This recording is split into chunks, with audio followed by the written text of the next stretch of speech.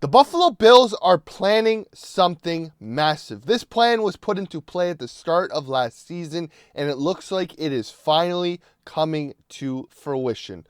Hello, everybody, and welcome to Bills Digest. I am your host, Anthony Senicar, and it is off-season time, so you know what that means. Training camp is just around the corner. Trade rumors are swirling every which way, and we got you guys covered right here. There's only one issue.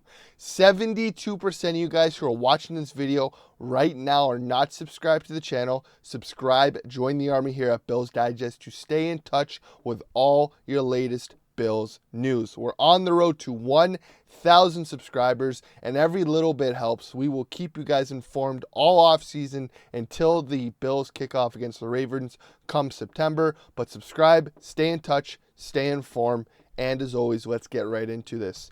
And like I said, guys, it seems like the Bills are plotting something massive. This plan was put into place early last season after they traded star receiver Stefon Diggs to the Houston Texans. In the start of the second round, they drafted Keon Coleman out of Florida State University.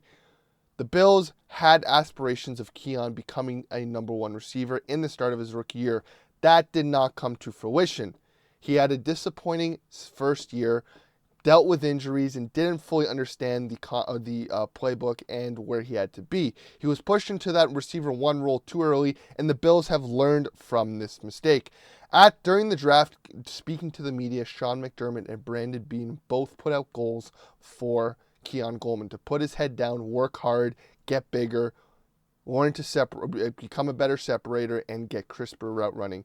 Well, it looks like he took those words to heart because reports out of minicamp are that Keon Coleman is looking massive. He's put on maybe 10 pounds of muscle. His route running is crisper. His separation is better, and he just looks like a completely different receiver. And there's one guy in particular that is speaking about this, and I think this is the guy that Keon has been trying to impress the whole time, that being Mr. MVP himself, Josh Allen.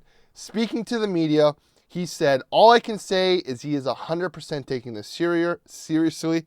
He's bigger right now. He's faster. He's stronger. He understands the playbook better." He continued by saying, "His body control is up there with anybody that I've ever played with. He's a very hungry kid, and I think that going out there and playing the way I do, I think will be very good for him.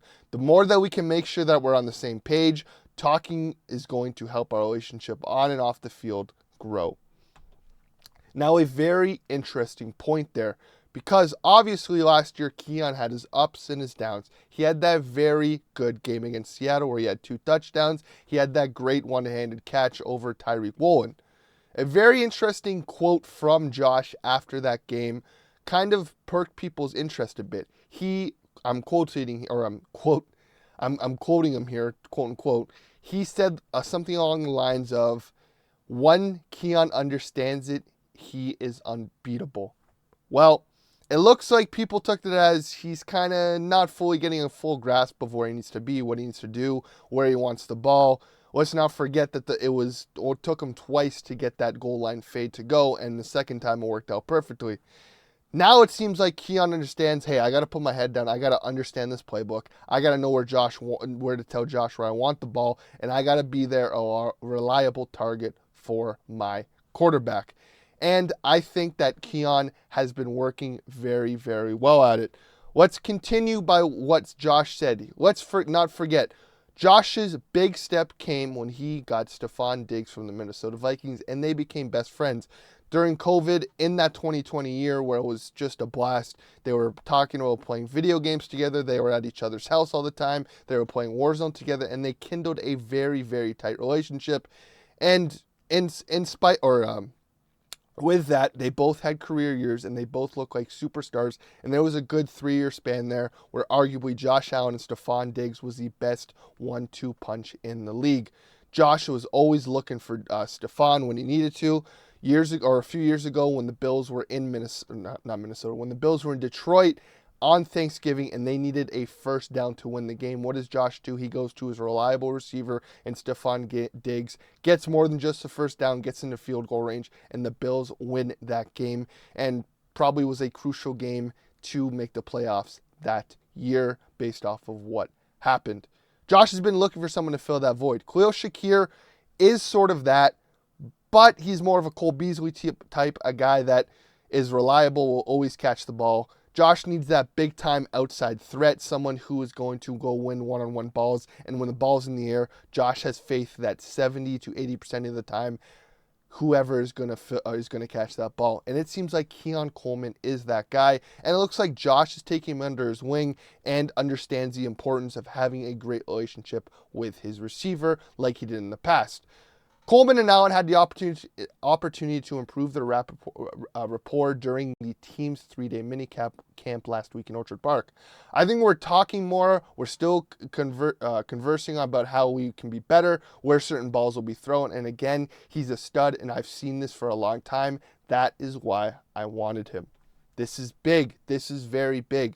That is just a 3-day mini camp, and Josh is already noticing a big difference.